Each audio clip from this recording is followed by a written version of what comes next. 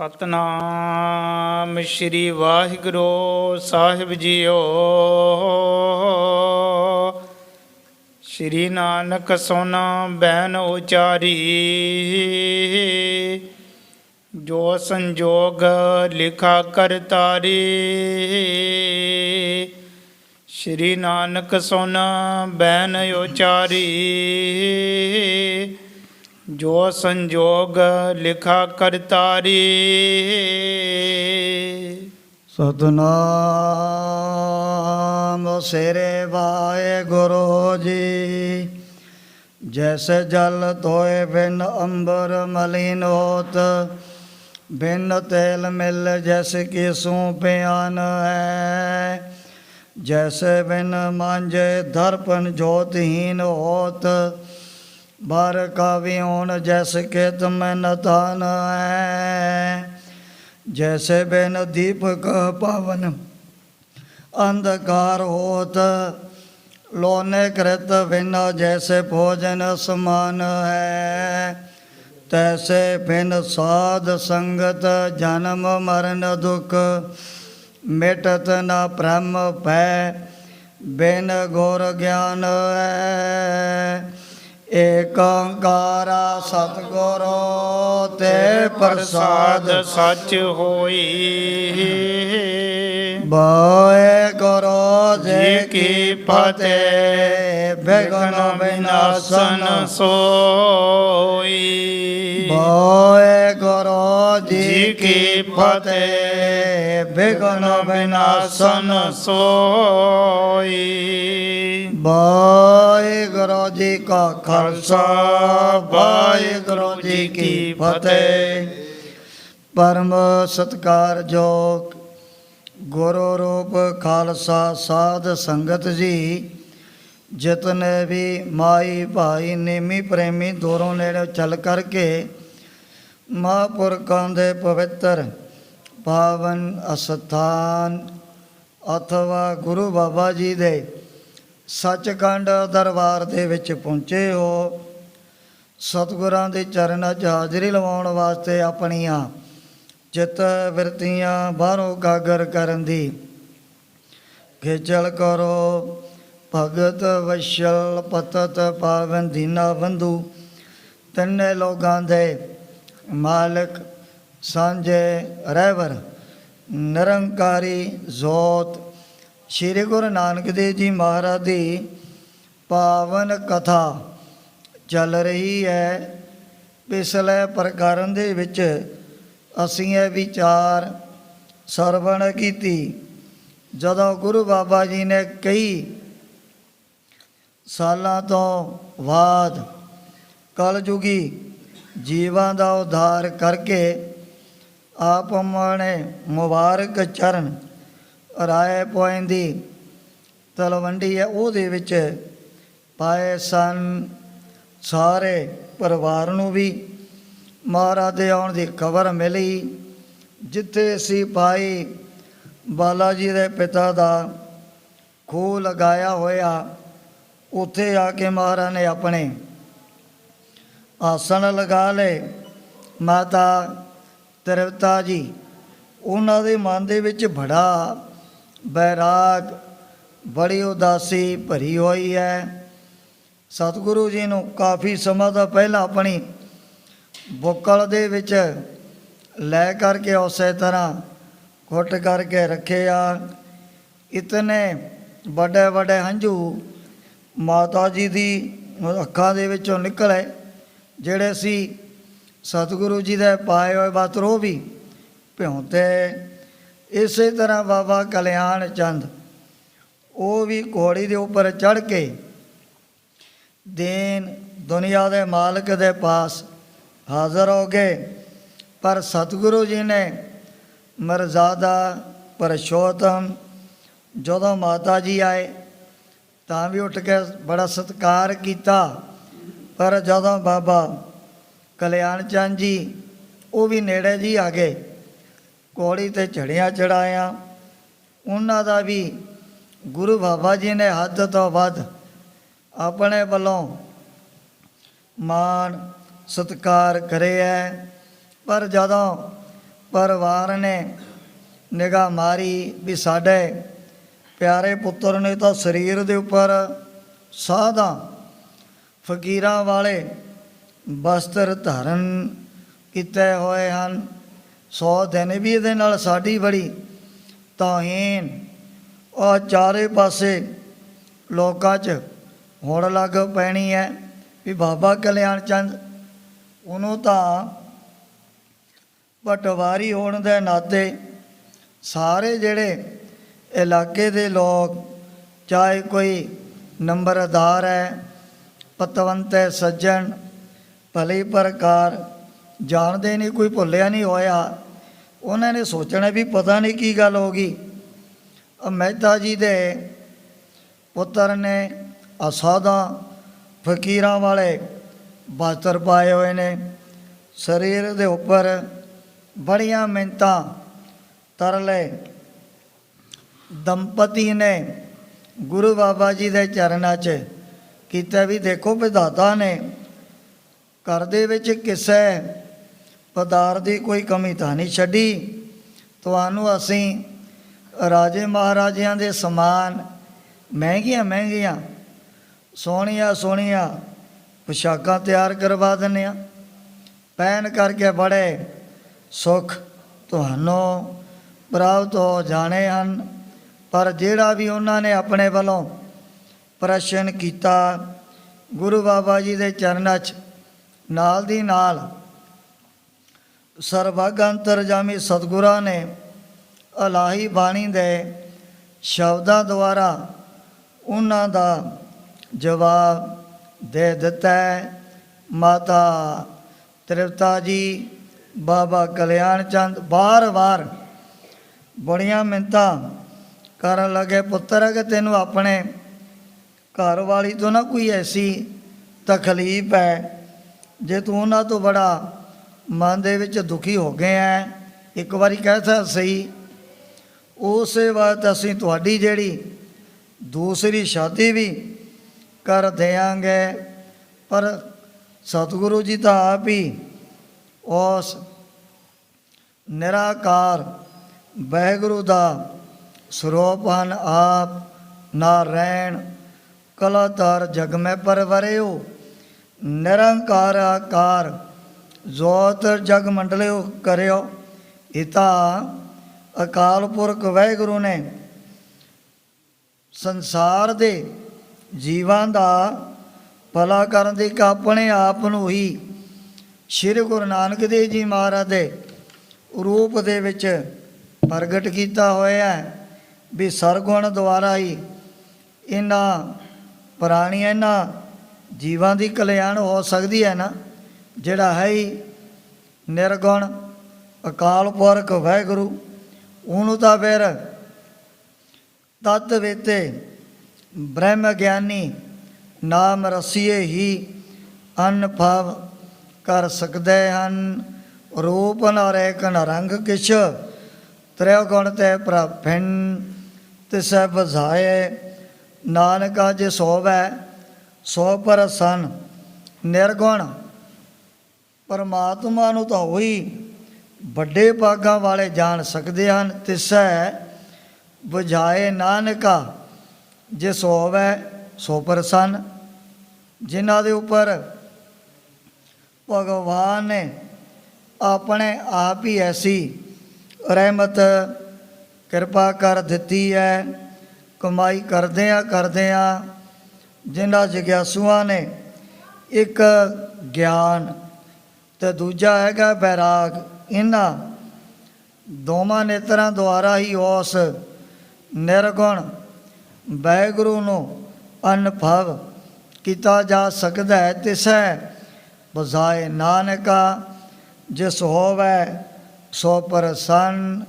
ਪਰ ਅਜੇ ਗੁਰੂ ਬਾਬਾ ਜੀ ਨੇ ਆਪਣੇ ਮਾਤਾ ਪਿਤਾ ਦੇ ਉੱਪਰ ਉਹ ਜਿਹੜੀ ਰਹਿਮਤ ਕਿਰਪਾ ਨਹੀਂ ਕੀਤੀ, ਜਿਹੜੀ ਬਖਸ਼ਿਸ਼ ਗੁਰੂ ਬਾਬਾ ਜੀ ਦੇ ਚਰਨਾਂ 'ਚੋਂ ਪਹਿਲਾਂ ਹੀ ਪੰਡਤ ਹਰਦਿਆਲ ਜੀ ਵਰਗੇ ਹਰਦਾਸ ਵੈਦ ਹੋਇਆ, ਕੁਤਬਦੀਨ ਕਾਜੀ, ਉਹਨਾਂ ਨੇ ਅਸਲੀਅਤ ਨੂੰ ਮਨ ਦੇ ਵਿੱਚ ਸਮਝਿਆ ਸੀ ਵੀ ਇਹ ਤਾਂ ਆਪ ਹੀ ਖੁਦ ਪਰਮਾਤਮਾ ਦਾ ਰੂਪ ਹਨ। ਇੱਕ ਸ਼ਬਦ ਉਚਾਰਨ ਕੀਤਾ, ਜ਼ਕ ਅਰਜ ਗੁਫਤਮ ਪੈਸਤੋ ਦਰਗੋਸ ਕੁਨ ਕਰਤਾਰ ਹੱਕਾ ਕਬੀਰ ਕਰੀਮ ਤੂੰ ਬੇਐਬ ਪਰਵਤਗਾਰ। ਗੁਰੂ ਬਾਬਾ ਜੀ ਨੇ ਪੰਡਤ ਹਰਦਿਆਲ ਵਰਗਿਆਂ ਨੂੰ ਵੀ ਇੱਕ ਸ਼ਬਦ ਦੁਆਰਾ ਹੀ ਐਸਾ ਜਿਹੜਾ ਗਿਆਨ ਦਾ ਦੀਵਾ ਉਹਨਾਂ ਦੇ ਮਨ ਦੇ ਵਿੱਚ ਜਗਾਇਆ। ਪਤਾ ਲੱਗਿਆ ਵੀ ਇਹ ਤਾਂ ਆਪ ਹੀ ਨਿਰਗੁਣ ਪਰਮਾਤਮਾ ਨੇ ਆਪਣਾ ਸਰਗੁਣ ਰੂਪ ਧਾਰਨ ਕੀਤਾ ਹੈ। ਕਾਹਦੇ ਲਈ? ਸਾਡੇ ਵਰਗੇ ਕਲਯੁਗੀ ਜੀਵਾਂ ਦਾ ਉਧਾਰ ਕਰਨ ਵਾਸਤੇ। ਉਸ ਸਮੇਂ ਗੁਰੂ ਬਾਬਾ ਜੀ ਕਹਿਣ ਲੱਗੇ, ਮਾਤਾ ਜੀ ਜਿਹੜਾ ਸੰਜੋਗ ਪ੍ਰਭੂ ਨੇ ਪਹਿਲਾਂ ਹੀ ਥੋਰ ਦਰ ਗਾਉਂ ਲਿਖਿਆ, ਸਾਨੂੰ ਤਾਂ ਉਹੀ ਪ੍ਰਵਾਨ ਹੈ। ਕੋਈ ਐਸੀ ਮਨ ਦੇ ਵਿੱਚ ਪਰਮ ਭੁਲੇਖੇ ਵਾਲੀ ਗੱਲ ਤਾਂ ਹੈ ਨਹੀਂ। ਉਸ ਸਮੇਂ ਬਾਬਾ ਕਲਿਆਣ ਚੰਦ, ਮਾਤਾ ਤ੍ਰਿਪਤਾ ਜੀ ਬਸ ਇਹੀ ਮਨ ਦੇ ਵਿੱਚ ਵਾਰ-ਵਾਰ ਸੋਚਦੇ ਨੇ ਵੀ ਕਿਵੇਂ ਨਾ ਕਿਵੇਂ ਜੈ ਸ਼੍ਰੀ ਗੁਰੂ ਨਾਨਕ ਦੇਵ ਜੀ ਮਹਾਰਾਜ ਘਰ ਦੇ ਵਿੱਚ ਚਲੇ ਜਾਣ। ਕੁਝ ਰੋਜ਼ ਅਸੀਂ ਵੀ ਇਹਨਾਂ ਦੇ ਦਰਸ਼ਨ ਕਰਦੇ ਹਾਂ ਆਪਣੇ ਮਨ ਦੀ ਜਿਹੜੀ ਨਾ ਇਹ ਭੁੱਖ ਦੂਰ ਕਰ ਲੈਣੀ ਹੈ। ਇੱਥੇ ਆਦਿਕ ਪ੍ਰਸੰਗ ਪਿੱਛੇ ਆਇਆ। ਅੱਗੇ ਜਿਸ ਪ੍ਰਕਾਰ ਸਤਿਗੁਰਾਂ ਦੀ ਪਵਿੱਤਰ ਪਾਵਨ ਕਥਾ ਦੇ ਤਾਈਂ ਗ੍ਰੰਥ ਕਰਤਾ ਭਾਈ ਸਾਹਿਬ ਭਾਈ ਸੰਤੋਖ ਸਿੰਘ ਜੀ ਚਾਰਨ ਕਰਦੇ ਨੇ। ਆਪਣੇ ਮਨਾਂ ਨੂੰ ਕਾਗਰ ਕਰਦੇ ਹੋਏ ਆਲਸ ਤੋਂ ਸਾਵਧਾਨ ਹੋ ਕਰਕੇ ਆਖੋ ਸਤਨਾਮ ਸ੍ਰੀ ਵਾਹਿਗੁਰੂ ਜੀ। ਸਤਨਾਮ ਸ਼੍ਰੀ ਵਾਹਿਗੁਰੂ ਜੀ। ਸ਼੍ਰੀ ਨਾਨਕ ਸੁਨ ਬੈਨ ਉਚਾਰੀ। ਜਦੋਂ ਮਾਤਾ ਪਿਤਾ ਨੇ ਗੁਰੂ ਬਾਬਾ ਜੀ ਨੂੰ ਘਰ ਦੇ ਵਿੱਚ ਨਾ ਲਿਜਾਣ ਦੇ ਲਈ ਬੜਾ ਜ਼ੋਰ ਲਗਾਇਆ ਹੋਇਆ। ਜੋ ਸੰਜੋਗ ਲਿਖਾ ਕਰਤਾਰੀ। ਜਦੋਂ ਮਾਤਾ ਜੀ ਨੇ ਬਚਨ ਕੀਤਾ, ਪੁੱਤਰ ਅਗਰ ਤੂੰ ਆਪਣੇ ਘਰ ਵਾਲੀ ਤੋਂ ਬੜਾ ਤੰਗ ਹੈ, ਦੁਖੀ ਰਹਿਣਾ, ਕੋਈ ਗੱਲ ਨਹੀਂ, ਇੱਕ ਵਾਰੀ ਬਚਨ ਕਰ ਦੇ, ਅਸੀਂ ਤਾਂ ਥੋੜ੍ਹੇ ਟਾਈਮ ਦੇ ਅੰਦਰ ਤੁਹਾਡਾ ਦੂਜਾ ਵਿਵਾਹ ਕਰ ਦੇਣਾ। ਸੋਈ ਭਲਾ ਨਾ ਚਾਹੋ ਔਰੀ। ਸਤਿਗੁਰੂ ਜੀ ਕਹਿਣ ਲੱਗੇ, ਮਾਤਾ ਜੀ ਹੋਰ ਸਾਨੂੰ ਕੋਈ ਐਸੀ ਦੂਜਾ ਵਿਵਾਹ ਕਰਵਾਉਣ ਦੀ ਮਨ ਦੇ ਵਿੱਚ ਇੱਛਾ ਨਹੀਂ ਹੈ। ਜਹ ਰੱਖ ਹੈ ਰਹਿ ਹਉ ਤਿਹ ਠੌਰੀ। ਹੁਣ ਜਿੱਥੇ ਅਕਾਲ ਪੁਰਖ ਵਾਹਿਗੁਰੂ ਪਰਮਾਤਮਾ ਸਾਨੂੰ ਰੱਖਦਾ ਨਾ, ਉਹਦੀ ਆਗਿਆ ਦੇ ਵਿੱਚ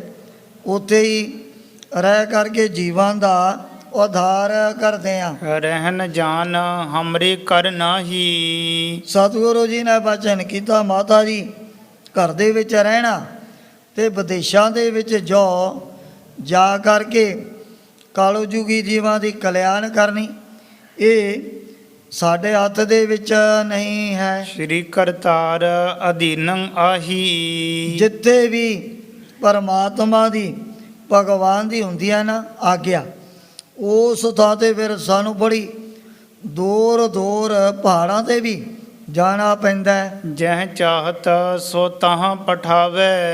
ਜਿੱਥੇ ਭਗਵਾਨ ਚਾਹੁੰਦਾ ਉੱਥੇ ਹੀ ਸਾਨੂੰ ਭੇਜ ਦਿੰਦਾ ਹੈ। ਜਿਸ ਬਿਨ ਏਕੋ ਬੋਲ ਨਾ ਆਵੇ। ਵੀ ਜਿਸ ਤੋਂ ਬਗੈਰ ਇਹ ਜਿਹੜਾ ਮਨੁੱਖੀ ਪ੍ਰਾਣੀ ਇੱਕ ਵੀ ਬਚਨ ਆਪਣੀ ਜ਼ੁਬਾਨ ਤੋਂ ਨਹੀਂ ਕਰ ਸਕੇਗਾ। ਇਹ ਜ਼ੁਬਾਨ ਵੀ ਉਤਨਾ ਚਿਰ ਬੋਲਦੀ ਹੈ ਨਾ, ਆਪਾਂ ਜਾਣਦੇ ਹਾਂ ਵੀ ਜਿਤਨਾ ਟਾਈਮ ਇਹ ਪੰਜਾਂ ਤੱਤਾਂ ਦੇ ਸਥੂਲ ਸਰੀਰ ਦੇ ਵਿੱਚ ਪ੍ਰਾਣ ਕਹਿ ਲਓ ਸਵਾਸ ਚੱਲਦੇ ਨੇ, ਉਤਨਾ ਚਿਰ ਜ਼ੁਬਾਨ ਬੋਲਦੀ ਹੈ। ਪਰ ਜਦੋਂ ਚੇਤਨ ਕਲਾ ਦੇ ਵਿੱਚੋਂ ਨਿਕਲ ਗਈ, ਆ ਜਿਹੜਾ ਕੰਨ ਵੀ, ਨੱਕ ਵੀ, ਜ਼ੁਬਾਨ ਸਰੀਰ ਦੇ ਨਾਲ ਤਾਂ ਲੱਗੀ ਹੁੰਦੀ ਹੈ ਜ਼ਰੂਰ, ਪਰ ਉਹ ਜਿਹੜੀ ਬੋਲਣ ਦੀ ਸੱਤਾ ਨਾਲ ਦੀ ਨਾਲ ਖਤਮ ਹੋ ਜਾਂਦੀ ਹੈ। ਸਤਿਗੁਰੂ ਜੀ ਕਹਿਣ ਲੱਗੇ, ਮਾਤਾ ਜੀ ਪਰਮਾਤਮਾ ਬੜਾ ਬੇਅੰਤ ਹੈ, ਬੜਾ ਡਾਢਾ ਹੈ, ਉਹਦੀ ਸੱਤਿਆ ਤੋਂ ਬਗੈਰ ਤਾਂ ਕੋਈ ਇੱਕ ਬਚਨ ਵੀ ਆਪਣੀ ਰਸਨਾ ਤੋਂ ਨਹੀਂ ਕਰ ਸਕਦਾ। ਹਿਤ ਕਰ ਕਾਲੂ ਕਹਿ ਸੁਨ ਤਾਤਾ। ਆ ਸਮੇਂ ਬੜੇ ਪਿਆਰ ਦੇ ਨਾਲ ਬਾਬਾ ਕਲਿਆਣ ਚੰਦ ਜੀ ਵੀ ਆਪਣੇ ਵੱਲੋਂ ਗੁਰੂ ਬਾਬਾ ਜੀ ਨੂੰ ਘਰ ਲਿਜਾਣ ਦੇ ਲਈ ਬੜਾ ਜ਼ੋਰ ਲਗਾਉਣ ਲੱਗ ਪਏ ਹਨ। ਛੱਡ ਵਾਈਆਂ ਕਰਹਿ ਜੋ ਬਾਤਾਂ। ਕਹਿ ਲਗੇ, ਪੁੱਤਰ ਜੀ ਉਹ ਜੀਆਂ ਟੇਢੀਆਂ ਮੇਢੀਆਂ ਗੱਲਾਂ ਦਾ ਕਰਕੇ ਤਿਆਗ, ਸਾਡੇ ਨਾਲ ਘਰ ਦੇ ਵਿੱਚ ਚੱਲ, ਉੱਥੇ ਸਾਨੂੰ ਸਾਰੀਆਂ ਸਹੂਲਤਾਂ ਆਪਣੇ ਆਪ ਹੀ ਪ੍ਰਾਪਤ ਹੋ ਜਾਣੀਆਂ ਹਨ। ਵੇਖ ਫਕੀਰੀ ਤਨ ਤੇ ਤਿਆਗੋ। ਆ ਜਿਹੜੇ ਭਗਵੇਂ ਗੈਰੂ ਰੰਗ ਦੇ ਪਾਇਓ ਕੱਪੜੇ ਤਾਂ ਸਾਨੂੰ ਚੰਗੇ ਨਹੀਂ ਲੱਗਦੇ ਹਨ। ਸਾਧਨ ਕ੍ਰਿਤ ਮਹਿ ਮਨ ਅਨੁਰਾਗੋ। ਤੁਸੀਂ ਹੋਗੇ ਦੇਖੋ ਬੜੇ ਜਵਾਨ, ਹੁਣ ਤੁਹਾਨੂੰ ਆਪਣਾ ਆ ਜਿਹੜਾ ਖੇਤੀ ਪੱਤੀ ਦਾ ਕੰਮ ਧੰਦਾ ਕਰਨਾ ਹੀ ਬਣਦਾ ਹੈ। ਜਬ ਕੇ ਵਿਛੜੇ ਮਿਲ ਗਏ ਅਬੈ। ਬਾਬਾ ਕਲਿਆਣ ਚੰਦ ਜੀ ਕਹਿਣ ਲੱਗੇ, ਹੁਣ ਹੀ ਦੇਖ ਲਓ ਕਿਤਨੇ ਸਾਲਾਂ ਤੋਂ ਬਾਅਦ ਤੁਹਾਡਾ ਮਸਾਂ ਸਾਡੇ ਨਾਲ ਮਿਲਾਪ ਹੋਇਆ ਹੈ। ਅਬ ਵਿਛੜੋਗੇ ਮਿਲਣਾ ਕਬੈ। ਜੇ ਹੁਣ ਕਿਤੇ ਤੁਹਾਡਾ ਇਸੇ ਤਰ੍ਹਾਂ ਦਾ ਪੈ ਗਿਆ ਨਾ ਵਿਛੋੜਾ, ਕੋਈ ਪਤਾ ਨਹੀਂ ਆਉਣ ਵਾਲੇ ਸਮੇਂ ਦੇ ਵਿੱਚ ਮਿਲਾਂਗੇ ਜਾਂ ਨਹੀਂ ਆਪਣਾ ਮਿਲਾਪ ਹੋਏਗਾ। ਮੇਲਾ ਹੋਈ ਕੇ ਬਹੁਰੋ ਨਾਹੀ। ਇਸ ਹਕੀਕਤ ਨੂੰ ਤਾਂ ਵਾਹਿਗੁਰੂ ਆਪ ਹੀ ਜਾਣਦਾ, ਕੋਈ ਪਤਾ ਨਹੀਂ ਕਿਹੜੇ ਵੇਲੇ ਸਰੀਰ ਦੇ ਵਿੱਚੋਂ ਆ ਹਵਾ ਜੀ ਨਿਕਲ ਜਾਣੀ ਹੈ। ਬ੍ਰਿਧ ਭਏ ਬਲ ਨਹਿ ਤਨ ਮਾਹੀ। ਕਹਿ ਲਗਾ, ਪੁੱਤਰ ਜੀ ਦੇਖ ਅਸੀਂ ਹੋ ਗਏ ਬੜੇ ਬਜ਼ੁਰਗ, ਸਰੀਰ ਦੇ ਵਿੱਚ ਪਹਿਲਾਂ ਵਾਲਾ ਬਲ, ਪਹਿਲਾਂ ਵਾਲਾ ਜ਼ੋਰ ਉਹ ਵੀ ਬਹੁਤ ਜ਼ਿਆਦਾ ਘਟ ਚੁੱਕੇ ਹੈ। ਬੈਸ ਬਤੀਤ ਗਈ ਮਮ ਸਾਰੀ। ਮੈਨੂੰ ਤਾਂ ਇਹੋ ਲੱਗਦਾ ਵੀ ਮੇਰੇ ਤਾਂ ਹੁਣ ਅੱਗੇ ਸੱਚਖੰਡ ਜਾਣ ਦੇ ਜਿਹੜੇ ਦਿਨ ਨੇੜੇ ਆ ਗਏ, ਉਮਰ ਵੀ ਤਕਰੀਬਨ ਮੇਰੀ ਬਹੁਤ ਜ਼ਿਆਦਾ ਹੋ ਚੁੱਕੀ ਹੈ। ਜਰਾ ਗਰਾਸ ਲੀਏ ਦੇਹ ਹਮਾਰੀ। ਸਾਡੇ ਜਿਸਮ ਦੇ ਉੱਪਰ ਦੇ ਲੈ ਆ ਜਿਹੜੀਆਂ ਵਡੇਪੇ ਦੀਆਂ ਨਿਸ਼ਾਨੀਆਂ ਸਾਰੀਆਂ ਹੀ ਪ੍ਰਗਟ ਹੋਣ ਲੱਗ ਪਈਆਂ ਹਨ। ਅੰਤ ਸਮਾਂ ਅਬ ਭਇਓ ਸਮੀਪਾ। ਮੈਨੂੰ ਤਾਂ ਇਉਂ ਹੀ ਰੋਜ਼ ਦੀ ਰੋਜ਼ ਮਨ ਦੇ ਵਿੱਚ ਮਹਿਸੂਸ ਹੋਣ ਲੱਗ ਪੈਂਦਾ ਕਈ ਦਫਾ ਵੀ ਪਤਾ ਨਹੀਂ ਮੇਰਾ ਅੱਗੇ ਜਾਣ ਦਾ ਟਾਈਮ ਬਿਲਕੁਲ ਨੇੜੇ ਆ ਗਿਆ। ਬਾਬਾ ਫਰੀਦ ਜੀ ਨੇ ਵੀ ਵੈਸੇ ਐਸੇ ਬੈਰਾਗਮਈ ਬਚਨ ਕੀਤੇ ਹਨ। ਦੇਖ ਫਰੀਦਾ ਜੋ ਥੀਆ ਦਾੜੀ ਹੋਈ ਫੋਰ, ਆ ਤੇਰੇ ਜਿਹੜੇ ਕਾਲੇ ਰੰਗ ਦੇ ਰੋਮ ਉਹ ਚਿੱਟੇ ਹੋ ਗਏ ਦੁੱਧ ਵਰਗੇ। ਦੇਖ ਫਰੀਦਾ ਜੋਤੀਆ ਦਾੜੀ ਹੋਈ ਫੋਰ, ਅੱਗੋਂ ਨੇੜਾ ਆਇਆ। ਜਿਹੜਾ ਅੱਗੇ ਪਰਲੋਕ ਦੇ ਵਿੱਚ ਜਾਣ ਦਾ ਟਾਈਮ ਉਹਦਾ ਆ ਗਿਆ ਨੇੜੇ, ਪਿੱਛਾ ਰਿਹਾ ਦੂਰ। ਆ ਪਿਛਲੀ ਜਿਹੜੀ ਜ਼ਿੰਦਗੀ ਤਾਂ ਪਤਾ ਨਹੀਂ ਕਿਤਨੀ ਦੂਰੀ ਤੇ ਪਹੁੰਚ ਗਈ ਹੈ। ਸੁਨ ਬੋਲੇ ਬੇਦੀ ਕੁਲ ਦੀਪਾ। ਜਦੋਂ ਐਸੇ ਬੈਰਾਗਮਈ ਬਚਨ ਕੀਤੇ ਬਾਬਾ ਕਲਿਆਣ ਚੰਦ ਜੀ ਨੇ ਸੁਣ ਕਰਕੇ ਉਸ ਸਮੇਂ ਗੁਰੂ ਬਾਬਾ ਜੀ ਨੇ ਫਿਰ ਆਪਣੀ ਰਸਨਾ ਤੋਂ ਸ਼ਬਦ ਉਚਾਰਨ ਕੀਤਾ।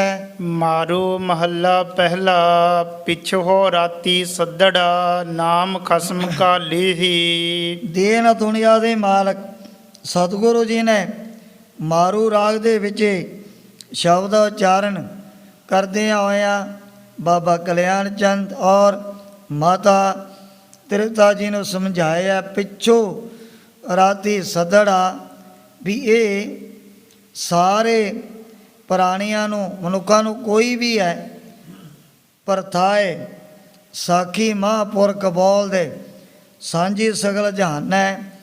ਰੱਬੀ ਬਾਣੀ ਦਾ ਉਪਦੇਸ਼ ਤਾਂ ਹੁੰਦੀ ਸਾਰਿਆਂ ਵਾਸਤੇ ਸਾਂਝਾ ਹੈ ਨਾ, ਕੋਈ ਹੈ ਚਾਹੇ ਬ੍ਰਾਹਮਣ ਹੈ ਖੱਤਰੀ ਹੈ ਸੂਦ ਹੈ ਵੈਸ ਹੈ ਗਰੀਬ ਹੈ ਅਮੀਰ ਹੈ ਬਾਦਸ਼ਾਹ ਕੰਗਾਲ ਹੈ, ਗੁਰੂ ਬਾਬਾ ਜੀ ਨੇ ਤਾਂ ਸਾਰਿਆਂ ਦੇ ਲਈ ਸਰਬ ਸਾਂਝੀ ਗੁਰਬਾਣੀ ਉਚਾਰਨ ਕੀਤੀ ਹੈ। ਪਿੱਛੋਂ ਰਾਤੀ ਸੱਦੜਾ, ਸਤਿਗੁਰੂ ਜੀ ਕਹਿਣ ਲੱਗੇ ਪਿਤਾ ਜੀ ਵੀ ਦੇਖੋ ਇਹ ਜਿਹੜੀ ਆਗਿਆ, ਇਹ ਹੁਕਮ ਪਰਮਾਤਮਾ ਨੇ ਸਾਰਿਆਂ ਦੇ ਲਈ ਸਦਾ ਵਾਸਤੇ ਕੀਤਾ ਹੋਇਆ।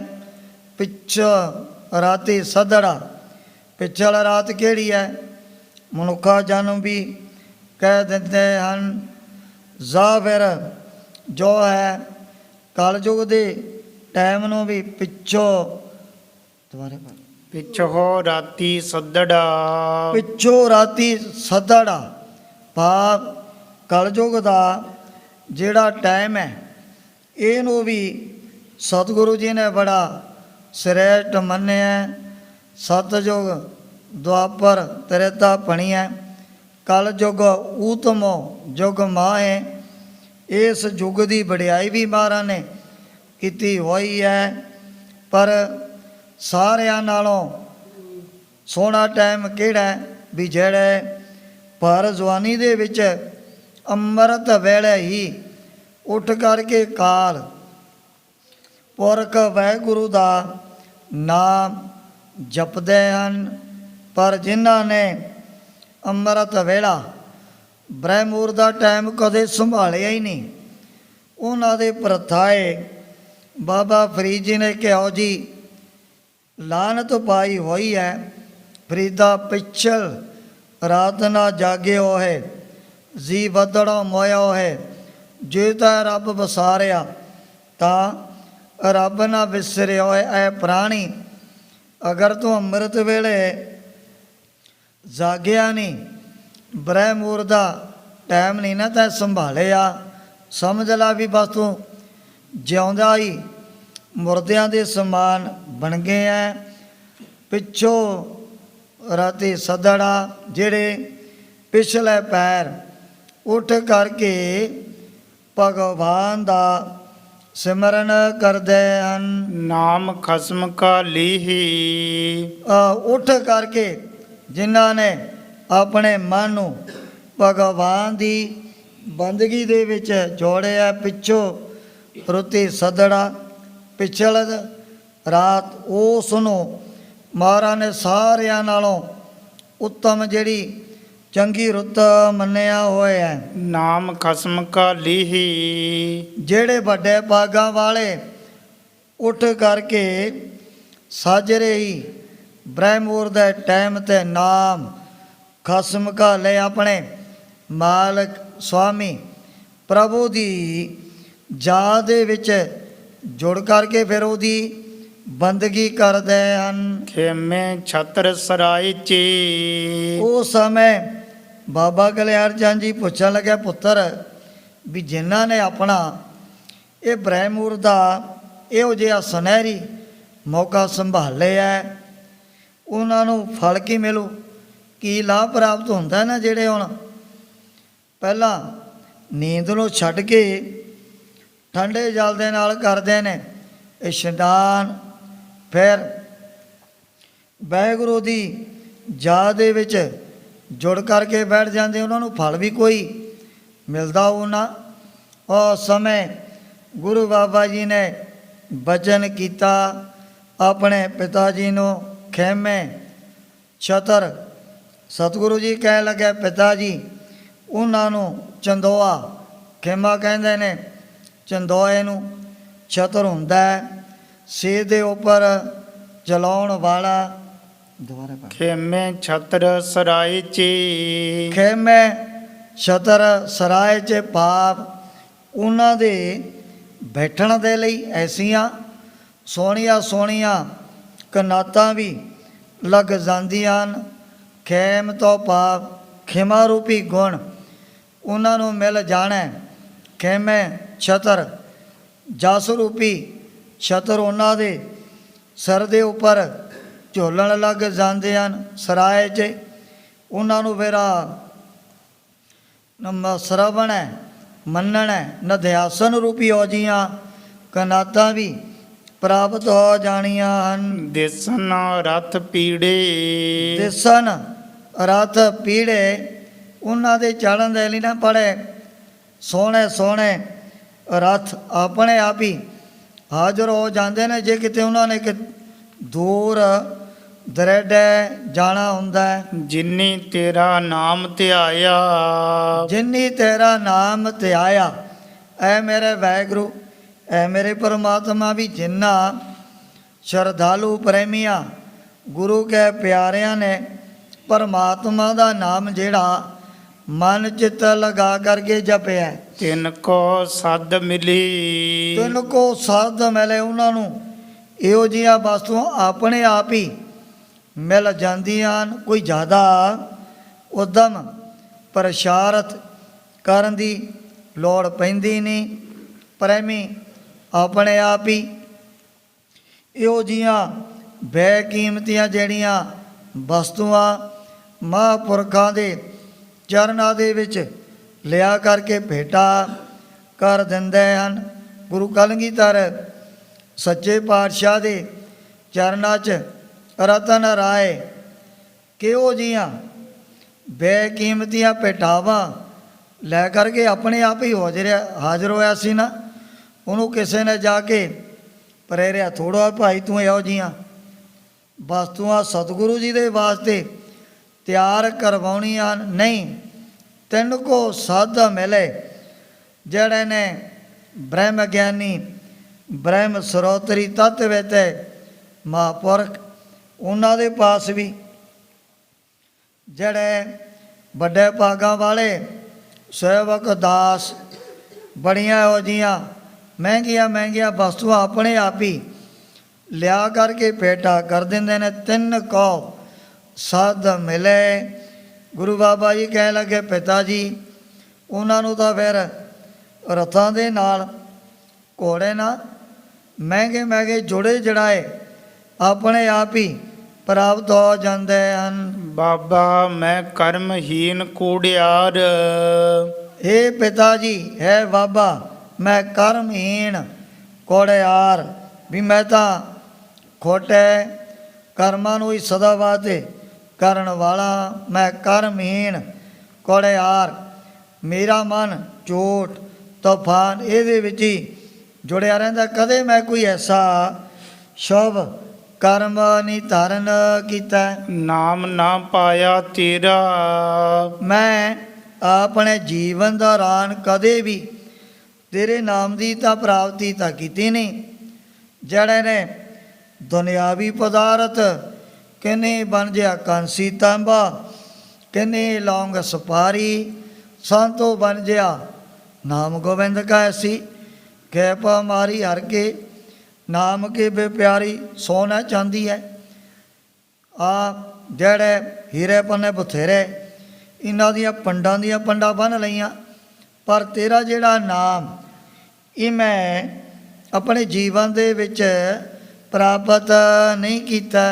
ਅੰਧਾ ਭਰਮ ਭੋਲਾ ਮਨ ਮੇਰਾ ਰਹਾਓ ਅਗਿਆਨ ਦੇ ਬਸ ਹੋ ਕੇ ਮੇਰਾ ਜਿਹੜਾ ਮਨ ਇਹੋ ਜਿਹੇ ਭਰਮ ਭੁਲੇਖਿਆਂ ਦੇ ਵਿੱਚ ਹੀ ਸਦਾ ਵਾਸਤੇ ਭਟਕਦਾ ਰਹਿੰਦਾ ਹੈ। ਸਾਧ ਕੀਤੇ ਦੁੱਖ ਪਰ ਪੁੜੇ ਸਾਧ ਕੀਤੇ ਦੁੱਖ ਪਰ ਫੁੜੇ, ਜਿਤਨੇ ਵੀ ਮੈਂ ਦੁਨਿਆਵੀ ਪਦਾਰਥਾਂ ਦੇ ਰਸ ਮਾਣੇ, ਉਤਨੇ ਵੱਡੇ ਵੱਡੇ ਦੁੱਖ ਮੈਨੂੰ ਭੋਗਣੇ ਪਏ ਹਨ। ਪੂਰਬ ਲਿਖੇ ਮਾਈ ਪੂਰਬ ਲਿਖੇ ਮਾਏ ਪਾਈ, ਇਹ ਜਿਹੜੀ ਮਾਇਆ, ਇਹ ਜਿਹੜੇ ਪਦਾਰਥ ਜੋ ਵੀ ਵਾਹਿਗੁਰੂ ਪਰਮਾਤਮਾ ਨੇ ਮਸਤਕ ਦੇ ਉੱਪਰ ਜਿਹੋ ਜੀ ਪ੍ਰਾਰਬਧ ਲਿਖੀ ਹੋਈ ਹੈ, ਪੂਰਬ ਲਿਖੇ ਮਾਏ, ਉਹੀ ਪਦਾਰਥ ਵੈਸੀ ਆ ਜਿਹੜੀ ਵਿਭੂਤੀ ਹੈ ਮਾਇਆ, ਇਸ ਮਨੁੱਖ ਨੂੰ ਪ੍ਰਾਪਤ ਹੋਣੀ ਹੈ। ਸੁਖ ਥੋੜੇ ਦੁੱਖ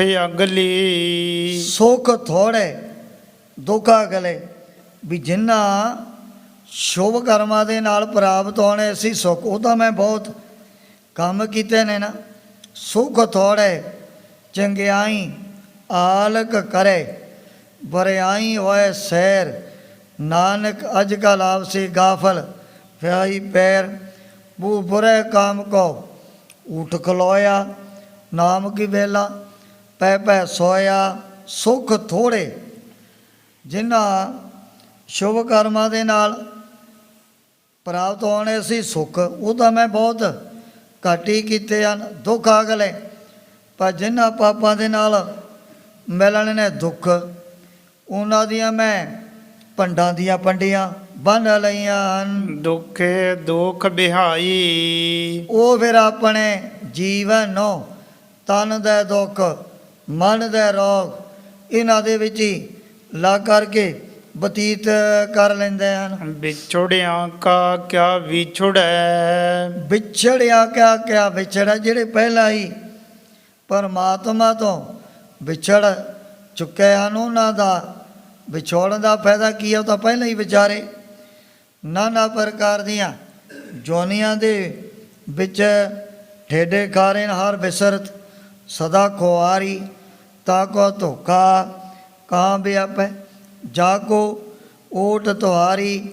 ਵਿਛੜਿਆ ਕਿਆ ਕਿਆ ਵਿਛੜੈ, ਵੀ ਜਿਹੜੇ ਵਿਛੜਿਆ ਹੋਇਆਂ ਦੀ ਸੰਗਤ ਤੋਂ ਆਪਣਾ ਸੰਕੋਚ ਕਰ ਲੈਂਦੇ ਹਨ। ਮਿਲਿਆਂ ਕਾ ਕਿਆ ਮੇਲ, ਜਿਹੜੇ ਪਹਿਲਾਂ ਹੀ ਕਮਾਈ ਕਰਕੇ ਵਾਹਿਗੁਰੂ ਦੇ ਵਿੱਚ ਹੋ ਗਏ ਫੈਦ, ਉਹਨਾਂ ਦਾ ਤਾਂ ਮੇਲਣਾ ਕੀ ਹੈ? ਵਿਛੜਿਆ ਕਾ ਕਿਆ ਵਿਛੜਾ, ਜਿਨ੍ਹਾਂ ਨੇ ਮਨਮੁਖਾਂ ਦੀ ਸੰਗਤ ਕਰ ਲਈ, ਉਹ ਫਿਰ ਵਿਛੜ ਕੇ ਰਹਿ ਜਾਂਦੇ ਨੇ ਨਾ। ਮਿਲਿਆ ਕਾ ਕਿਆ ਮੇਲ, ਜਿਨ੍ਹਾਂ ਨੂੰ ਮਿਲਿਆ ਹੋਇਆਂ ਦੀ ਸੰਗਤ ਮਿਲੀ, ਉਹ ਸਮਾਂ ਪਾ ਕੇ ਫਿਰ ਪਰਮਾਤਮਾ ਦੇ ਵਿੱਚ ਹੀ ਅਫੈਦ ਹੋ ਜਾਣੇ ਨੇ। ਸਾਹਿਬ ਸੋ ਸਾਲਾਹੀਐ, ਸਾਹਿਬ 100 ਸਾਲ ਲਾਈ ਹੈ। ਗੁਰੂ ਬਾਬਾ ਜੀ ਉਸ ਸਮੇਂ ਮਾਤਾ ਤ੍ਰਿਪਤਾ ਜੀ, ਬਾਬਾ ਕਲਿਆਣ ਚੰਦ ਜੀ ਨੂੰ ਬੜੇ ਪ੍ਰੇਮ ਦੇ ਨਾਲ ਸਮਝਾਉਂਦੇ ਹਨ। ਸਾਹਿਬ 100 ਸਾਲ ਆਈ ਹੈ, ਵੀ ਉਸ ਅਕਾਲ ਪੁਰਖ ਵਾਹਿਗੁਰੂ ਪਰਮਾਤਮਾ ਦੀ ਤਾਂ ਬਸ ਸਿਫਤ ਸਲਾਗਾ, ਜਿਹੜੇ ਤਾਂ ਜ਼ਿੰਦਗੀ ਆਪਣੀ ਰਸਨਾ ਤੋਂ ਕਰਦੇ ਰਹਿੰਦੇ ਹਨ। ਜਿਨ ਕਰ ਦੇਖਿਆ ਖੇਲ, ਵੀ ਜਿਸ ਨਿਰਗੁਣ ਪ੍ਰਭੂ ਨੇ ਆ ਇੱਕ ਜਿਹੜਾ ਹੈ ਪਰਪੰਚ ਦਾ ਬਹੁਤ ਵੱਡਾ ਖੇਲ ਆਪਣੀ ਸੱਤਾ ਦੇ ਨਾਲ ਪਹਿਲਾਂ ਪੈਦਾ ਕੀਤਾ, ਫਿਰ ਦੇਖਦਾ ਵੀ ਆਪ ਹੀ ਹੈ। ਸੰਜੋਗੀ ਮੇਲਾਵੜਾ, ਸੰਜੋਗੀ ਮੈਂ ਲਾਵੜਾ, ਜਦੋਂ ਕਿਤੇ ਐਸੇ ਚੰਗੇ ਕਰਮਾਂ ਦਾ ਸੰਜੋਗ ਹੋ ਗਿਆ, ਉਹ ਫਿਰ ਪ੍ਰਭੂ ਦੇ ਵਿੱਚ ਵੀ ਮਿਲਣ ਦੇ ਲਈ ਉਦਮ ਪ੍ਰਸ਼ਾਰਤ ਧਾਰਨ ਕਰਨ ਲੱਗ ਜਾਂਦੇ ਨਾ ਦੁਨੀਆ 'ਚ। ਜਿਨ੍ਹਾਂ ਨੇ ਮਹਾਂਪੁਰਖਾਂ ਦੀ ਸੰਗਤ ਪ੍ਰਾਪਤ ਕਰ ਲਈ, ਉਹਦੇ ਵਿੱਚੋਂ ਸੇਵਾ ਔਰ ਭਗਤੀ ਦਾ ਮਿਲ ਗਿਆ ਗਿਆਨ, ਉਹ ਫਿਰ ਸਮਾਂ ਪਾ ਕੇ ਕਦੇ ਨਾ ਕਦੇ ਉਹਨਾਂ ਨੇ ਆਪਣੀ ਮੰਜ਼ਲ ਤੈਅ ਕਰ ਲੈਣੀ ਹੈ। ਇਨ ਤਨ ਕੀਤੇ ਭੋਗ, ਪਰ ਜਿਨ੍ਹਾਂ ਨੇ ਇਨ ਤਨ ਕੀਤਾ ਭੋਗ, ਬਸ ਦੁਨਿਆਵੀ ਪਦਾਰਥ ਖਾਂਦਿਆਂ ਹੀ ਆਪਣਾ ਸਾਰਾ ਜੀਵਨ ਮਾਤਲੋਕ ਦੀ ਧਰਤੀ ਦੇ ਉੱਪਰ ਬਤੀਤ ਕਰ ਦਿੱਤਾ। ਵਿਜੋਗੀ ਮਿਲ ਵਿਛੜੇ, ਬੈ ਜੋਗੀ ਮਿਲ ਵਿਛੜੇ, ਅਗਰ ਉਹਨਾਂ ਨੂੰ ਚੰਗੇ ਕਰਮਾਂ ਦਾ ਹੋ ਗਿਆ ਸੰਜੋਗ, ਵਿਜੋਗੀ ਮਿਲ ਵਿਛੜੇ, ਉਹ ਮਿਲ ਵੀ ਜਾਂਦੇ ਨੇ ਪਰਮਾਤਮਾ ਦੇ ਵਿੱਚ। ਨਾਨਕ ਭੀ ਸੰਜੋਗ, ਨਾਨਕ ਵੀ ਸੰਜੋਗ, ਜਦੋਂ ਇਹੋ ਜੀ ਚੰਗੀ ਪ੍ਰਾਰਬਧ ਉਹਨਾਂ ਦੇ ਕਿਤੇ ਸਾਹਮਣੇ ਆ ਗਈ, ਉਹ ਵੀ ਫਿਰ ਸਾਧਨ ਕਰਦਿਆਂ ਉਸ ਪਰਮਾਤਮਾ ਦੀ ਪ੍ਰਾਪਤੀ ਕਦੇ ਨਾ ਕਦੇ ਜ਼ਰੂਰ ਉਹਨਾਂ ਨੇ ਕਰ ਲੈਣੀ ਹੈ। ਚੌਪਈ ਸੁਨ ਕਾਲੂ ਤਬ ਤੂਸ਼ਨ ਕੀਨੰ, ਉਹ ਸਮੇਂ ਸਤਿਗੁਰੂ ਜੀ ਦਾ ਸੁਣ ਕਰਕੇ ਨਾ ਐਸੇ ਵਚਨ, ਬਾਬਾ ਕਲਿਆਣ ਚੰਦ ਜੀ ਤਾਂ ਖਾਮੋਸ਼ ਹੋ ਗਏ, ਬਹਿ ਗਏ ਸਾਰਿਆਂ ਦੇ ਵਿੱਚ। ਪੁੰਨ ਜਨਨੀ ਕਹਿ ਹਵੈ ਮਨ ਦੀਨੰ, ਪਰ ਮਾਤਾ ਤ੍ਰਿਪਤਾ ਜੀ ਬੜੀ ਨਿਮਰਤਾ, ਬੜੀ ਦੀਨਤਾਈ ਦੇ ਨਾਲ ਮਹਾਰਾਜ ਦੇ ਅੱਗੇ ਵਾਰ-ਵਾਰ ਉਸ ਸਮੇਂ ਬੇਨਤੀਆਂ ਕਰਨ ਲੱਗ ਪਏ ਹਨ। ਸੰਤ ਸੁਭਾਈ ਇਹ ਸੁਤ ਤੇਰਾ, ਐ ਪੁੱਤਰ ਜੀ ਤੈ ਤਾਂ ਬਚਪਨ ਤੋਂ ਹੀ ਐਸਾ ਬੜਾ ਨਿੱਘਾ ਔਰ ਮਿੱਠਾ ਮਹਾਂਪੁਰਖਾਂ ਵਾਲਾ ਸੁਭਾਅ ਧਾਰਨ ਕੀਤਾ ਹੋਇਆ। ਅਬ ਕੇ ਬਚਨ ਮਾਨੀਏ ਮੇਰਾ, ਮਾਤਾ ਤ੍ਰਿਪਤਾ ਜੀ ਕਹਿਣ ਲੱਗੇ ਪੁੱਤਰ ਜੀ ਇੱਕ ਵਾਰੀ ਮੇਰਾ ਵਚਨ ਮੰਨ ਕੇ ਤੈਨੂੰ ਆਪਣੇ ਘਰ ਦੇ ਵਿੱਚ ਜ਼ਰੂਰ ਜਾਣਾ ਹੀ ਪੈਣਾ। ਸਦਨ ਵਿਖੇ ਕੋ ਦਿਨ ਚੱਲ ਰਹੀਏ, ਜ਼ਿਆਦਾ ਕੁਝ ਕੁ ਰੋਜ਼ ਤੁਸੀਂ ਆਪਣੇ ਬਣੇ ਮਕਾਨ ਦੇ ਵਿੱਚ ਰਹਿ ਕਰਕੇ ਨਾ ਬਤੀਤ ਕਰ ਲੈਣੇ ਹਨ। ਗਮਨ ਕਰਨ ਕੋ ਹਟ ਨਹਿ ਗਹੀਏ, ਹੁਣ ਤੁਸੀਂ ਵਿਦੇਸ਼ਾਂ ਦੇ ਵਿੱਚ ਜਾਣ ਦਾ ਇਤਨਾ ਹਟ ਕਾਹਨੂੰ ਮਨ ਦੇ ਵਿੱਚ ਧਾਰਨ ਕੀਤਾ ਹੋਇਆ ਹੈ। ਪੂਰਨ ਕਰ ਅਬਲਾਖ ਹਮਾਰੀ, ਦੇਖ ਅਸੀਂ ਤੇਰੀਆਂ ਕਿਵੇਂ ਮਿੰਨਤਾਂ ਤਰਲੇ ਕਰਦੇ ਆ। ਹੁਣ ਤਾਂ ਸਾਡੇ ਮਨ ਦੀ ਜਿਹੜੀ ਅਵਲਾਖਾ, ਸਾਡੇ ਮਨ ਦੀ ਜਿਹੜੀ ਇੱਛਾ ਤੁਹਾਨੂੰ ਪੂਰੀ ਕਰਨੀ ਪੈਣੀ ਹੈ। ਸਮਾਂ ਬਿਤਾਬਹੁ ਦ੍ਰਿਸ਼ਟ ਅਗਾਰੀ, ਥੋੜੇ ਦਿਨ ਜਦੋਂ ਤੁਸੀਂ ਆ ਮੇਰੀ ਨਿਗਾਹ ਦੇ ਅੱਗੇ ਨਾ ਘਰ ਦੇ ਵਿੱਚ ਰਹਿੰਦੇ ਹੋਇਆ ਬਤੀਤ ਕਰ ਲੈਣੇ ਨੇ। ਤੁਝ ਬਿਲੋਕ ਮੈਂ ਨਹੀਂ ਅਗਾਈ, ਅਜੇ ਤੱਕ ਤਾਂ ਤੇਰਾ ਦਰਸ਼ਨ ਕਰਦਿਆਂ ਮੇਰਾ ਮਨ ਭਰਿਆ ਹੀ ਨਹੀਂ। ਆ ਮੇਰੀ ਜਿਹੜੀ ਅੰਦਰ ਦੀ ਭੁੱਖੋ ਦੂਰ ਨਹੀਂ ਹੋਈ। ਉਸੇ ਤਰ੍ਹਾਂ ਮੇਰੇ ਨੇਤਰ ਤੁਹਾਡੇ ਦੀਦਾਰ ਕਰਨ ਦੇ ਲਈ ਬਸ ਅੱਠੇ ਪੈਰ ਦਿਨ ਰਾਤ ਹੀ ਤਾਂ ਤਰਸਦੇ ਰਹਿੰਦੇ ਨੇ। ਤੂੰ ਚਾਹ ਸੱਜਣ ਮੈਂਡਿਆ ਦੇ ਸੋ ਧਾਰ ਨੈਣ ਮਹਿੰਜੇ, ਤਰਸਦੇ ਕਦ ਪਸੀ ਦੀਦਾਰ। ਕਿਤਨੇ ਸਾਲਾਂ ਬਾਅਦ ਤਾਂ ਮਸਾਂ ਤੁਹਾਡਾ ਦੀਦਾਰ ਹੋਇਆ ਹੈ। ਇਸ ਕਰਕੇ ਥੋੜ੍ਹੇ ਦਿਨ ਐ ਪੁੱਤਰ ਤੁਸੀਂ ਘਰ ਦੇ ਵਿੱਚ ਰਹਿ ਕੇ ਜ਼ਰੂਰ ਲੰਘਾਉਣੇ ਨੇ। ਵਿਚਰੇ ਹੀ ਸਭ ਬੈਸ ਬਿਤਾਈ, ਦੇਖੋ ਸਾਤੋਂ ਵਿਛੜ ਕੇ ਹੀ ਤੁਸੀਂ ਆਪਣੀ ਨਾ ਇੱਕ ਕਿਤਨੀ ਉਮਰ ਲੰਘਾ ਦਿੱਤੀ ਹੈ। ਬ੍ਰਿਧ ਭਈ ਮਨ ਬਹੁ ਲਲਚਾਈ, ਹੁਣ ਤਾਂ ਅਸੀਂ ਵੀ ਬੜੇ ਬਜ਼ੁਰਗ ਹੋ ਚੁੱਕੇ ਆ। ਹਰ ਵਕਤ ਸਾਡਾ ਮਨ ਵੀ ਤੁਹਾਡੇ ਦਰਸ਼ਨ ਕਰਨ ਦੇ ਲਈ ਲਲਚਾਉਂਦਾ ਰਹਿੰਦਾ ਹੈ। ਅਬ ਲਾਖਤ ਨਿਸ ਦਿਵਸ ਬਿਤਾਵਾ, ਮੈਂ ਤਾਂ ਹੁਣ ਇਸ ਇੱਛਾ ਨੂੰ ਪੂਰੀ ਕਰਨ ਦੇ ਲਈ ਬਸ ਦਿਨ ਰਾਤ ਤੜਫਦੀ ਰਹਿਣੀ ਆ। ਸੁਣ ਜਨਨੀ ਕੀ ਇਸ ਵਿਦ ਬਾਨੀ, ਜਦੋਂ ਮਾਤਾ ਤ੍ਰਿਪਤਾ ਜੀ ਨੇ ਬੜੀ ਨਿਮਰਤਾ ਗਰੀਬੀ ਦੇ ਨਾਲ ਮਹਾਰਾਜ ਦੇ ਅੱਗੇ ਬਾਰ-ਬਾਰ ਹੱਥੀ ਜੋੜਤੇ। ਦਇਆ ਧਾਰ ਸ਼੍ਰੀ ਨਾਨਕ ਮਾਨੀ, ਉਸ ਵਕਤ ਸ੍ਰੀ ਗੁਰੂ ਨਾਨਕ ਦੇਵ ਜੀ ਮਹਾਰਾਜ ਨੇ ਵੀ ਆਪਣੀ ਮਾਤਾ ਜੀ ਦਾ ਜਿਹੜਾ ਬਚਨ ਉਸੇ ਟਾਈਮ ਤੇ ਮੰਨ ਲਿਆ ਹੈ। ਤਹਿ ਤੇ ਉਠ ਗਮਨੇ ਤਿਨ ਸੰਗਾ, ਉਸੇ ਵਕਤ ਦੀਨ ਦੁਨੀਆ ਦੇ ਮਾਲਕ ਆਪਣੇ ਮਾਤਾ ਪਿਤਾ ਦੇ ਨਾਲ ਹੀ ਉੱਠ ਕੇ ਘਰ ਦੇ ਵਿੱਚ ਪਹੁੰਚ ਗਏ ਹਨ। ਸਭ ਕੇ ਉਰ ਭਾ ਹਰਖ ਉਮੰਗਾ, ਇਹ ਦੇਖਦਿਆਂ ਹੋਇਆ ਸਾਰਿਆਂ ਦੇ ਮਨ ਦੇ ਵਿੱਚ ਬੜੀ ਖੁਸ਼ੀ, ਬੜਾ ਚਾਅ ਭਰ ਗਿਆ ਹੈ। ਆਨ ਸਦਨ ਮਹਿ ਪ੍ਰਭੂ ਸੁਹਾਈ, ਗੁਰੂ ਬਾਬਾ ਜੀ ਹੁਣ ਆਪਣੇ ਘਰ ਦੇ ਵਿੱਚ ਪਹੁੰਚ ਗਏ। ਪਹਿਲਾਂ ਤਾਂ ਬੈਠੇ ਸੀ ਭਾਈ ਚੰਦਰਪਾਨ ਦੇ ਖੂਹ ਦੇ ਉੱਪਰ ਮਾਤਾ ਜੀ ਦੀ ਬੇਨਤੀ ਨੂੰ ਪ੍ਰਵਾਨ ਕਰਦਿਆਂ ਹੋਇਆ ਚੱਲ ਕੇ ਬੜੇ ਸੋਹਣੇ ਮੰਦਰ ਦੇ ਵਿੱਚ ਆਪਣੇ ਚਰਨ ਪਾਤੇ। ਸੁਣ ਕੇ ਲੋਕ ਮਿਲਣ ਬਹੁ ਆਈ, ਰਾਏ ਭੋਇੰ ਦੀ ਤਲਵੰਡੀ ਦੇ ਵਿੱਚ ਰਹਿਣ ਵਾਲੇ ਪ੍ਰੇਮੀਆਂ ਨੂੰ ਜਦੋਂ ਪਤਾ ਲੱਗਿਆ ਵੀ ਸ਼੍ਰੀ ਗੁਰੂ ਨਾਨਕ ਦੇਵ ਜੀ ਮਹਾਰਾਜ ਕਈ ਸਾਲਾਂ ਤੋਂ ਬਾਅਦ ਮਸਾਂ ਆਪਣੇ ਘਰ ਦੇ ਵਿੱਚ ਅੱਜ ਪਹੁੰਚੇ ਹਨ। ਬੰਧਨ ਕਰਹਿ ਜੋਰ ਦਵੈ ਪਾਨਾ, ਹੁਣ ਉਹਨਾਂ ਨੇ ਵੀ ਮਹਾਰਾਜ ਦੇ ਅੱਗੇ ਦੋਵੇਂ ਹੱਥ ਜੋੜ ਕੇ ਚਰਨਾਂ ਤੇ ਨਮਸਕਾਰ ਕਰਨੀ ਸ਼ੁਰੂ ਕਰ ਦਿੱਤੀ ਹੈ। ਜਥਾ ਜੋਗ ਸਭ ਕੋ ਸਨਮਾਨਾ, ਸਤਿਗੁਰੂ ਜੀ ਨੇ ਜਥਾ ਜੋ ਕੋਈ ਵੀ ਆ ਗਿਆ ਹਰੇਕ ਦਾ ਆਪਣੇ ਵੱਲੋਂ ਬੜਾ ਮਾਨ ਸਤਕਾਰ ਕੀਤਾ। दोहरा लालू के ठा काम को गयो सुन्यो तिह ठाई। ਸ਼੍ਰੀ ਗੁਰੂ ਨਾਨਕ ਦੇਵ ਜੀ ਮਹਾਰਾਜ ਸੱਚੇ ਪਾਤਸ਼ਾਹ ਦੇ ਜੋ ਬਾਬਾ ਲਾਲੂ ਜੀ ਚਾਚਿਆਂ ਦੇ ਥਾਂ ਤੇ ਲੱਗਦੇ ਸੀ, ਜਦੋਂ ਉਹਨੂੰ ਪਤਾ ਲੱਗਿਆ ਵੀ ਸਤਿਗੁਰੂ ਜੀ ਤਾਂ ਮੇਰੇ ਵੱਡੇ ਭਰਾ ਦੇ ਘਰ ਦੇ ਵਿੱਚ ਪਹੁੰਚ ਗਏ, ਉਹ ਆਪਣਾ ਕਿਤੇ ਕੋਈ ਬਾਹਰ ਐਸਾ ਕਾਰਜ ਕਰਨ ਵਾਸਤੇ ਗਏ ਹੋਏ ਸਨ। रसा पाद तूरन धरी मिलियो आन बहु पाई।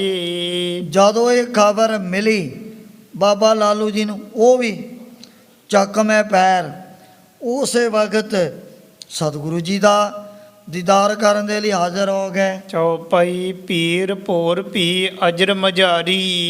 ਬਾਬਾ ਕਲਿਆਣ ਚੰਦ ਜੀ ਦੇ ਘਰ ਦਾ ਜਿਹੜਾ ਵਿਹੜਾ ਹੈ ਨਾ, ਉਹਦੇ ਵਿੱਚ ਦਰਸ਼ਨ ਕਰਨ ਵਾਲਿਆਂ ਦੀ ਬੜੀ ਭੀੜ ਇਕੱਠੀ ਹੋ ਗਈ। दर्शन हित आवह नर नारी। ਚਾਹੇ ਕੋਈ ਇਸਤਰੀ ਹੈ ਚਾਹੇ ਪੁਰਸ਼ ਹੈ, ਜਿਨ੍ਹਾਂ ਨੂੰ ਵੀ ਪਤਾ ਲੱਗੀ ਜਾਂਦਾ ਹੈ, ਸਾਰੇ ਹੀ ਬਾਬਾ ਕਲਿਆਣ ਚੰਦ ਜੀ ਦੇ ਵਿਹੜੇ ਦੇ ਵਿੱਚ ਦਰਸ਼ਨ ਕਰਨ ਦੇ ਲਈ ਪਹੁੰਚ ਗਏ ਹਨ। कुशल प्रश्न कीनो सब ढाई।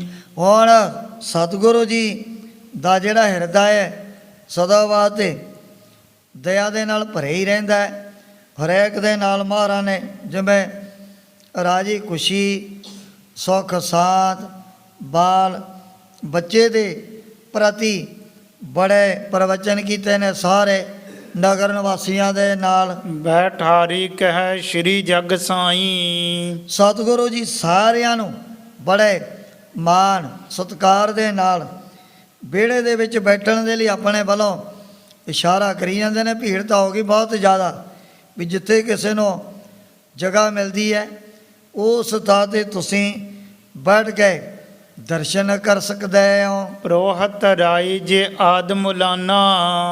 ਉਸ ਸਮੇਂ ਜਦੋਂ ਸਤਿਗੁਰੂ ਜੀ ਨੇ ਪੁੱਛਿਆ ਵੀ ਇਹ ਪੰਡਤ ਹਰਦਿਆਲ ਦੀ ਕੁਤਬਦੀਨ ਕਾਜੀ ਹਰਦਾਸ ਬੈਦ ਉਹ ਅਜੇ ਤੱਕ ਕਿਉਂ ਨਹੀਂ ਪਹੁੰਚੇ ਹਨ। ਤਾਂ ਪਰ- ਹੁਣ ਜਿਸ ਪ੍ਰਕਾਰ ਪ੍ਰੇਮੀਆਂ ਨੇ ਉਹਨਾਂ ਦੇ ਬਾਰੇ ਵੀ ਗੁਰੂ ਬਾਬਾ ਜੀ ਦੇ ਅੱਗੇ ਦੋਵੇਂ ਹੱਥ ਜੋੜਦੇ ਹੋਇਆ ਇਹ ਵਾਰਤਾ ਦੱਸਣੀ ਹੈ, ਉਸ ਪ੍ਰਸੰਗ ਦੀ ਵਿਚਾਰ ਅੱਗੇ ਕੀਤੀ ਜਾਏਗੀ।